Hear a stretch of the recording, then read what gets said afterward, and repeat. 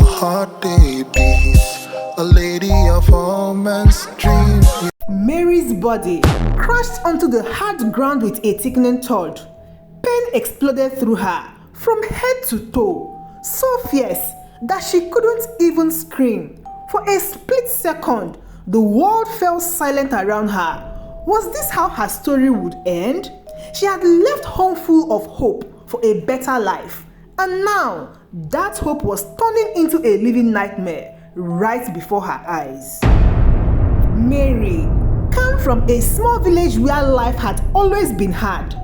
She was just 32 years old and a single mother of 3 young children. Ever since her husband had abandoned the family years ago, Mary has struggled to provide for everyone on her own. They lived in a tiny leaky shack in a crowded slum. Some days, Mary could barely afford enough food for her children. Still, she never stopped dreaming of a better future. She promised herself that one day she would lift her family out of poverty and give her kids the life they deserve. Every night, after tucking her little ones into bed, Mary would whisper prayers for a miracle. She dreamed for her children going to good school, for her mother living in a proper house instead of a tin roof hut. Mary was determined and hardworking. She washed clothes for neighbors and sold fruit in the market, but it was never enough. The money she made disappeared fast, and bills kept piling up. Sometimes she felt hopeless, but the bright smiles for her children kept her going. She had to find a way to make their lives better. One fateful afternoon, Mary heard exciting news from a friend. This friend had a cousin who worked abroad and returned with enough money to build a new house. The friend said, "Mary, I met an agent who finds job for women overseas. He helped my cousin and now she's doing well. Maybe he can help you too." Mary's eyes lit up with interest. A job abroad? It sounded like the golden opportunity she had been praying for. When Mary met the agent in town, he painted a glowing picture of her future. "There is a wealthy family in Saudi Arabia," he explained, "and they need a housemaid. They will pay you very well, far more than you could ever earn here. You live in a beautiful home. Just do some cleaning and help with the children. They will treat you like family." Mary could hardly believe what she was hearing. The salary agent was mentioning sounded enormous to her, enough to support her kids and even save money to start a small business. When she came back home, it felt as if a door to a new life was opening. Mary's mother was cautious. Late that evening, as Mary helped her mother prepare dinner over the little charcoal stove, her mother murmured, "I've heard stories about these jobs abroad. Not all of them are good. Are you sure about this, Mary?" Her mother's old tired eyes searched Mary's face with worry. In the dim light of their shack, Mary hesitated. She had heard the stories too. Whispers of girls who went abroad and came back in coffins. Tales of cruel employers in foreign lands. A shiver ran down her spine at the thought. But then she imagined her children's hungry faces and the future she wanted for them. Taking a deep breath, Mary nodded. "Mama, this is our chance," she said softly, trying to sound brave. "I know some people had bad experiences, but my friend's cousins was fine. The agent said the family is kind. I can't let fear stop me. We need this." Her mother hugged her tightly. "Just be careful, my child," she whispered, her voice trembling. Mary promised she would, but inside she felt a mix of excitement and nervousness. But she pushed the doubt away. This job could change everything. It felt like God was finally answering her prayers.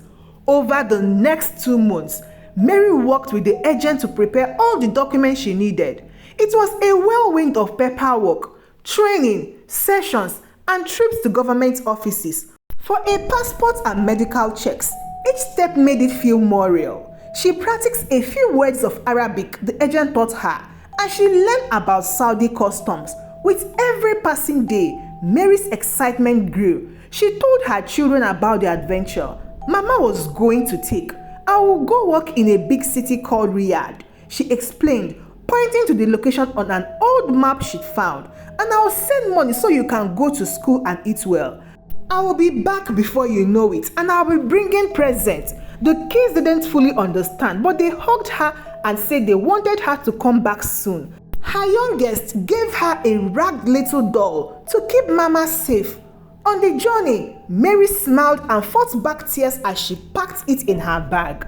The day of departure arrived all too quickly. Mary stood at the airport with her small suitcase. It held a few clothes, a family photo, and all the hope she had for the future. She wore her best dress, a simple blue frock that was a bit worn but neat. Her children clung to her legs, not wanting to let go. Mary knelt down and kissed each one of them. "Be good for Grandma," she said, her voice gentle but firm. "Mama is going to make money for all of us. I will call as soon as I can, okay? I love you so much."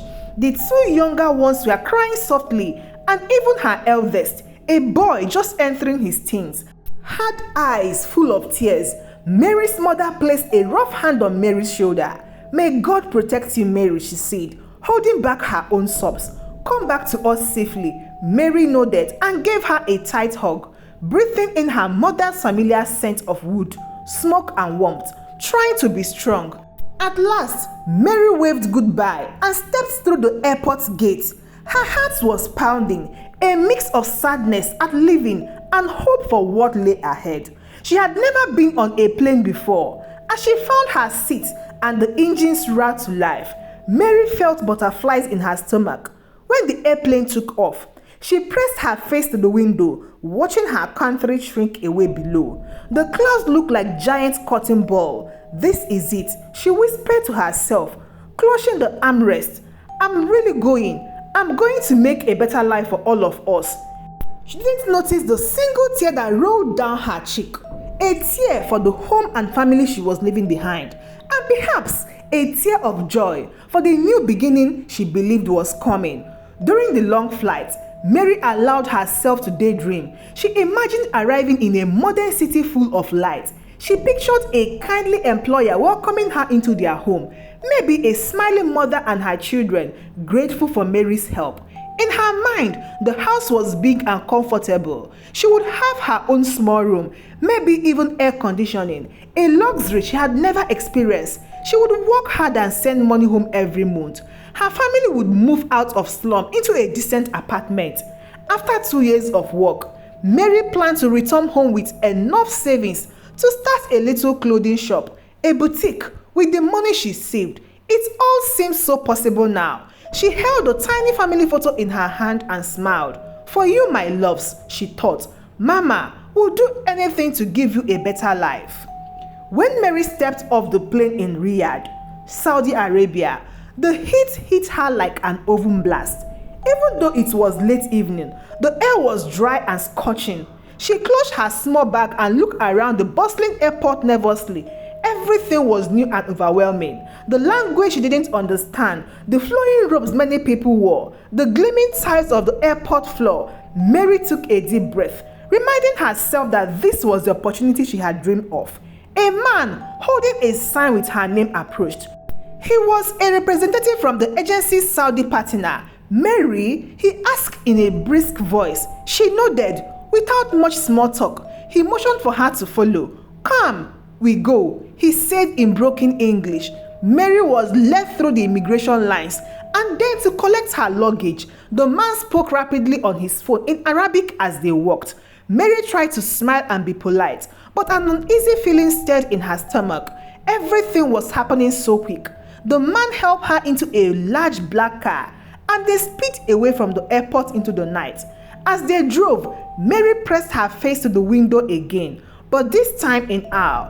Riyadh's skyline rose around her, with towering buildings and bright lights. Neon signs in Arabic script glowed in the dark. Cars zoomed by on wide highways. Mary had never seen a city so large and modern. For a moment, her excitement returned. She was really here, in this foreign land she had only heard about. This is where her new life would begin. After nearly an hour, the car entered an upscale neighborhood. Mary's eyes grew wide at the sight of grand villas behind high walls. The houses were like palaces compared to the shack back home, multi-story homes with ornate gates and lush gardens peeking out behind tall fences. Finally, the car stopped in front of a cream-colored mansion with an iron gate. Mary's heart fluttered. Is this where I will walk? She wondered, hardly believing she would live in such a place. The driver honked twice, and the gate slowly creaked open. The car pulled into a driveway and halted before a large wooden door. The agency man opened Mary's door and gestured for her to get out. This is the house, he said curtly. Mary stepped out, clutching her worn bag tightly. The front door opened and a middle-aged woman stepped out onto the porch. She wore a black abaya, a long robe, and a headscarf. Her face was tanned, not a hint of a smile. Beside her hovered a tall man in a white tobe, presumably her husband, with an equally cold expression. Mary felt a sudden dart of nerves. She had expected a warmer welcome. The agent quickly introduced them in a few words Mary could barely hear. This is the maid, he said in Arabic to the couple. Then to Mary, he said in English, this madam, this sir. You work for them now. Mary mustered a polite smile and bobbed her head respectively. Hello, madam. Hello, sir. She said softly. The madam, a woman named Mrs. Nora, looked Mary up and down with sharp eyes. Mary felt small under that gaze. Finally, Mrs. Nora gave a short nod and stepped aside, motioning Mary to enter. The agency man handed Mrs. Nora Mary's passport and papers, which Mary found odd, since those belonged to her, but she assumed this was just formal procedure. He spoke to the couple in Arabic again. Mary caught a few words, but not enough to understand. The man of the house, Mr. Salem, grunted and took the document, and just like that, the agent turned to leave. Good luck, he muttered to Mary, already walking back to the car. Mary's heart clutched. She suddenly felt very alone. Inside the house was indeed luxurious. Cool air from the air conditioning brushed Mary's face, a relief after the heat outside. The floors were polished marble, and a grand staircase curved to the second floor. Everything looked shiny and expensive, from the golden frame paintings on the wall to the huge glass chandelier hanging from the ceiling. But there was no time for Mary to admire the decor. Mrs. Nora immediately started speaking to her in a firm tone, half English, half Arabic, pointing at Mary's feet. Mary didn't understand and looked down, confused. The lady clicked her tongue in annoyance. Then Mary realized she had to take off her shoes. Quickly, Mary slipped off her worn slippers, feeling embarrassed for not knowing the custom. Mr. Salam, the husband, said something to his wife and gave Mary one more hard stare before walking away, disappearing into another room. Mrs. Nora turned and beckoned Mary to follow her through the house. They passed a lavish living room with soft carpet and large sofas, and a dining area with a long wooden table that could seat a dozen people. Mary felt a mixture of awe and intimidation. She had never been inside such a home. Maybe this family really is very wealthy, she thought. I must work hard to please them. She felt determined to do a good job. After all, they were paying her well, so she believed, and this was her big chance. They reached the kitchen at the back of the house. It was nearly midnight now, and the house was quiet. Mrs. Nora pointed to a small cramped room adjacent to the kitchen. It had a narrow bed, a tiny closet, and one small window high up on the wall. Your room, Mrs. Nora said shortly. Mary stepped inside. The room was barely larger than a closet, but at least it was private. She placed her bag on the bed. She was about to ask if she could call her family, but before she could, Mrs. Nora was already giving her instructions in broken English and gestures. The woman indicated that Mary should wake up at dawn the next day to begin her duties, cleaning the entire house, washing clothes, cooking breakfast. Mary's head spun, trying to catch all the details. She nodded obediently to everything. Though exhausted from travel, she promised herself she would do everything asked of her. Then, just as quickly as she had ushered her in, Mrs. Nora turned off the lights and left Mary in the little room closing the door. Mary stood there in the dark, silence pressing in. She hadn't even had a chance to ask for a glass of water or use the bathroom. She felt a little offended at the abruptness, but told herself maybe they are just tired or not sure how to act with a stranger in the house. It was her first day. Surely things would get better once they got to know her. Mary found a light switch and examined the room more closely. There was a thin mattress on the bed and a small blanket. Mary sat on the bed and sighed. It had been a very long journey and tomorrow promised to be a very busy day. Despite the strange welcome, Mary still felt hopeful. She whispered a prayer in the darkness. Please let them be good people. Please give me the strength to work hard. Clutching the little photo for her children under her pillow, Mary fell asleep, not knowing that this beautiful house was about to become her own prison. The next morning, Mary was jolted awake by a loud pounding on her door. It was still dark outside. She guessed it was around 5 a.m. Mrs. Nora's voice came sharp and loud. Wake up! Work time! Mary scrambled out of bed, still sore and groggy from yesterday's travel. She quickly opened the door to find Mrs. Nora already looking irritated. You start now, the woman said, thrusting a broom into Mary's hand. Clean living room, then kitchen. Fast, fast. She clapped her hands twice as if speaking to a pet. Mary jumped into action, nodding. Yes, madam, she replied meekly. So began Mary's work in the house. She swept and mopped the marble floors until they gleamed.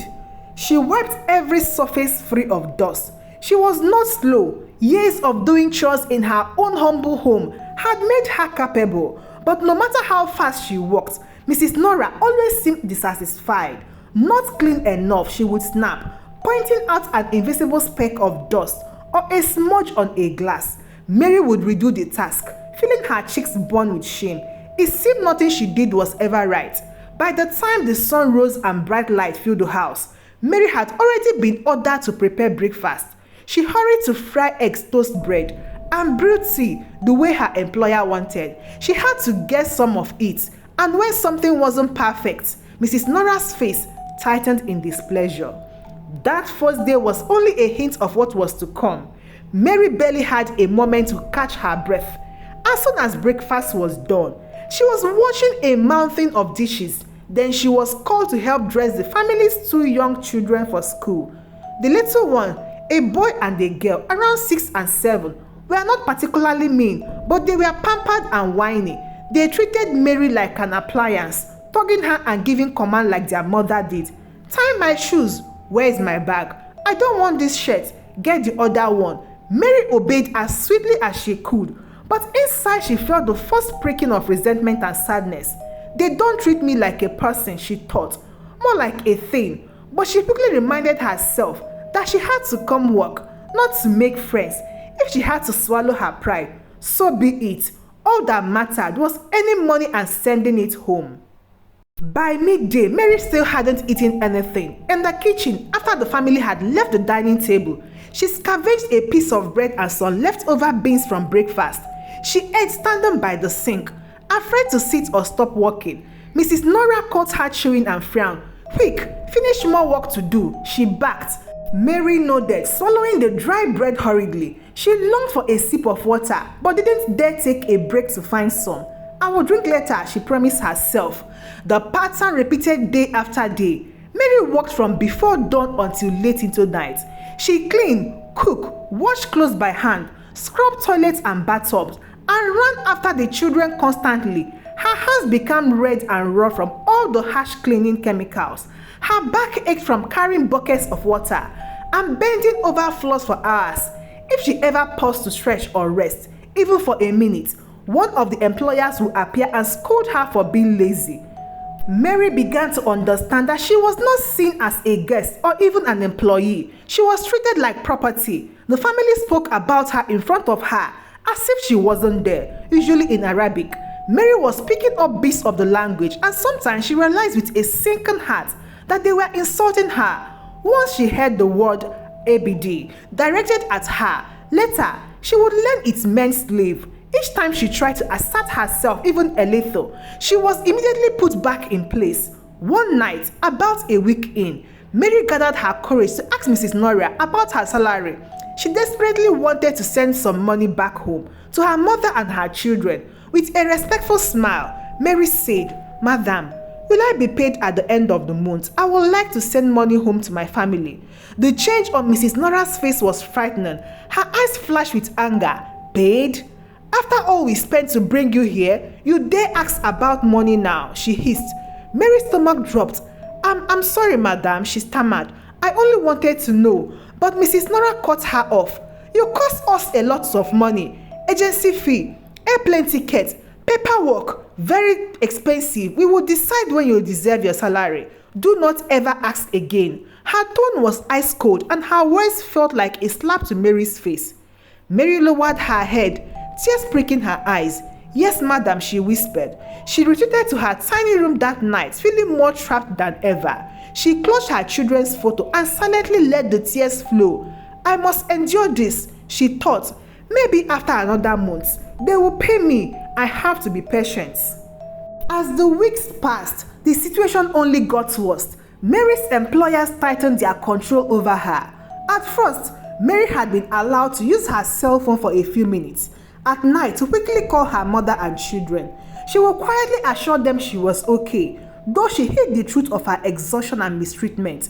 But soon, even those precious calls were taken away. One evening, Mr. Salam walked into the kitchen and found Mary whispering on her phone to her mother in Swahili. He immediately snatched the phone from her hand.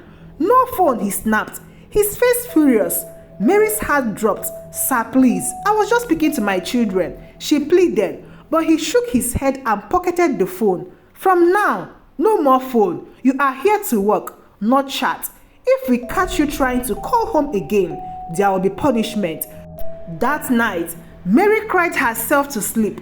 She had lost her only connection to the outside world. To her loved ones, it was as if a door had been slammed shut, locking her away. Now she truly was alone, with no way to cry for help. She realized with horror that her employers held all the power. They had her passport, they controlled her pay, and now they had cut off her communication. Mary felt like a bird trapped in a cage. This house was beautiful on the outside, but for her, it had become a prison. By now, Mary was living in a constant state of fear. It was a Friday morning when Mary's nightmare reached its peak. The day started oddly quiet. The family was preparing for their weekly prayers in Salam's house. Friday was a holy day and they all gathered mid-morning in the main living room to pray together. Usually, Mary's job was to quietly serve coffee or tea afterwards and then sleep away. She had never been asked to join them. Mary herself was a Christian and she would pray alone in her room when she found a moment. This Friday, however, as Mary was dusting a shelf in the hallway, Mr. Salem approached her with a stony expression. "Come," he said, gesturing towards the living room. Mary followed, unsure of what he wanted. In the living room, the family, Mr. Salam, Mrs. Nora, and their 2 children, and even Mr. Salem's elderly mother, were assembling on the carpet to begin prayers. Mary respectfully hung back near the door, not wanting to intrude. But to her surprise, Mr. Salam beckoned her forward. In halting English, he commanded, "You, join, kneel here." He pointed to a spot on the carpet beside the others. Mary's eyes widened, joined the prayers. She had never done that before. She wasn't Muslim and felt uneasy about faking participation in a religious ritual she didn't know. Also, she was in the middle of chores. Was this an order she could say no to? Her heart rate weakened. "Sir, I am Christian," she said timidly, trying to smile politely. "I can wait in the kitchen until you finish. I don't want to disturb." Before she could finish, Mrs. Nora snapped, "Just do as you are told." The whole family was staring at her now. Mary felt a wave of panic. She didn't want to offend them, but joining in their prayer felt wrong to her own faith, and something about the way they insisted made her instinct flare. It was not a kind invitation. It was a command meant to test her obedience. Perhaps they wanted to humiliate her, or simply remind her that she must submit in all things, even religious. Mary knelt on the carpet as instructed, her mind racing.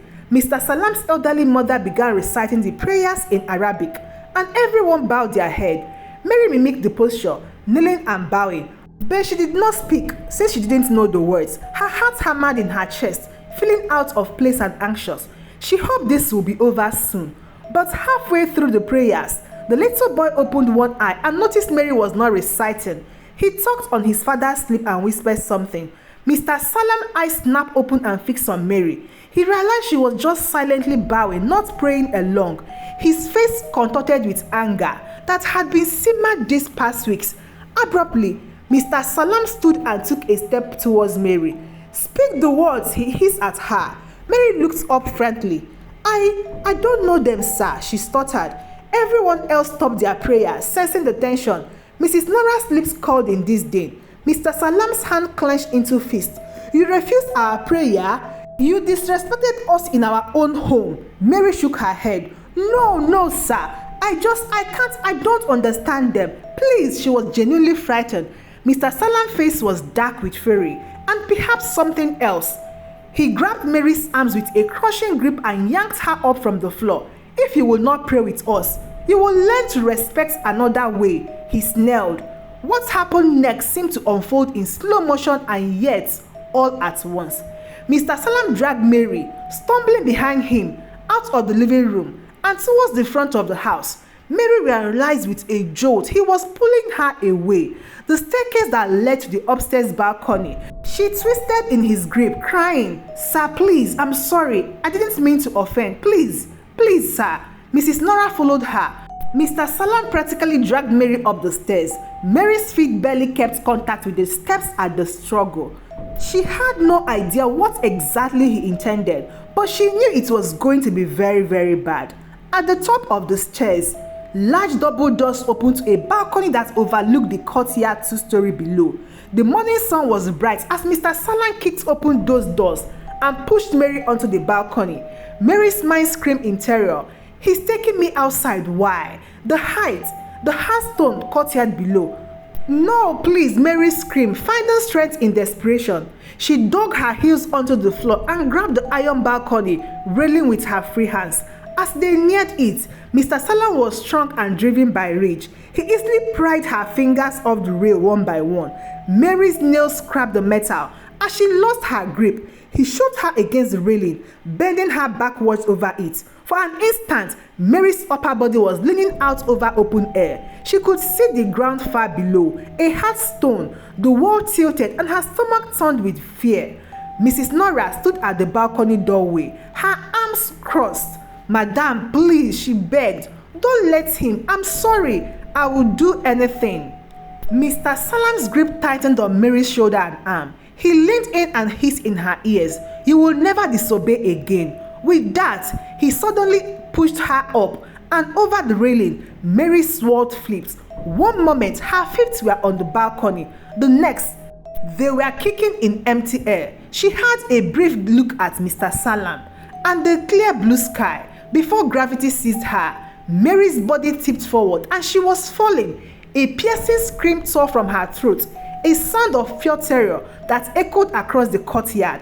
Time seemed to slow as she plummeted from the second floor. Her arms frailed, instinctively reaching for anything, but there was nothing but air. She saw the ground rushing up to meet her, the tiles of the courtyard zooming in. "I'm going to die," a final thought flashed through her mind, filled with sorrow for her children. And then, a split second later, her body hit the ground. For a moment, Mary thought she might already be dead, but no, the pain was too immense and too real. Mercifully, neighbors had heard the commotion. The villa next door had a high window from which someone had seen Mary's body falling and hitting the ground. Within minutes, the gate to the Salam's residence was being pounded on by concerned strangers. One neighbor, an older Arab man, hopped over the low part of the wall and rushed to Mary's side. "Ya Allah," he murmured in shock when he saw her condition. Gently, he spoke to Mary in Arabic and thought she didn't understand all the words. His tones were kind and soothing. Inside the house, Mary could hear frantic activity, perhaps the family scrambling to cover up what happened, but she was in too much pain to focus on them. She only concentrated on the face of the kind stranger who had knelt beside her, and she clung to the sound of his reassuring voice as one might cling to a lifeline. Mary heard Mrs. Nora's voice lying. She jumped. She tried to run away and jumped, which made Mary's blood boil weakly, but she couldn't respond. Darkness was overtaking her vision again as the pain threatened to pull her under. Over the next days, Mary learned just how badly she was hurt. Both her arms had been fractured, one of her legs fractured, and worst of all, a broken spine that left her lower body paralyzed. The doctor weren't sure if it was permanent. While Mary was recovering in the hospital, one of the men who brought her to the hospital urged her to tell her story. "Your story must be told," one said firmly. Mary felt a swell of emotion. Someone finally was on her side. After 2 weeks in the hospital, it was arranged for Mary to fly back to Kenya for further treatment and to recover at home. She was still unable to walk and would need a wheelchair, but she longed for her homeland embrace. The day of her departure, the kind volunteer and some Kenyan community members came to see her off. They had to carefully transfer her onto a stretcher for the flight because she wouldn't sit upright yet. The moment the plane lifted off from Riyadh, Mary felt a burden lift as well. She was finally free from that nightmare land, leaving it behind in the clouds. Back in Kenya, Mary's arrival was greeted with a mixture of joy and sorrow. At the airport in Nairobi, journalists and TV cameras were waiting along with her family. Mary's story had become national news. People were eager to see the woman who survived such cruelty. When Mary was wheeled out, lying on a stretcher, her mother rushed to her side, wailing in both grief and happiness. Mary's children, who had been brought by relatives, stood wide-eyed and shaking at seeing their strong mother now injured and in bandages. Mary opened her arms and her kids carefully hugged her, mindful of her injury. "I'm here, I'm home," Mary whispered, tears streaming down her face as she kissed their forehead. It was a bittersweet reunion. The children were overjoyed to have their mother back, but seeing her in pain and unable to walk was confusing and scary to them. As Mary began the slow journey of recovery, learning to use a wheelchair and hoping for some improvements with therapy, she also realized she had a new purpose. What she had gone through was not an isolated case. In the newspaper and radio, more stories were now emerging of other women who had died or suffered in similar ways while working abroad. Mary learned that many domestic workers from Kenya, Uganda, Nigeria, the Philippines, and other countries had faced abuse, some even worse than hers. Not all survived to tell their tale. The phrase "modern slavery" was being used, and Mary knew it was true. And so, Mary's journey, which began in hope and descended into nightmare, rose again into a mission of justice. It was a haunting tale of cruelty and survival that will leave anyone who heard it on the edge of their seat, sorrowful at the depth of human cruelty, yet inspired by the height of human resilience. Mary's message echoed far and wide, a call to action that will not be easily forgotten. Never again should we allow these hidden horrors to continue. It's time to set the captives free. Thank you so much for watching, and please don't forget to share this story with your family and your friends whom I love to see them. Till I see you again in my next story. Goodbye.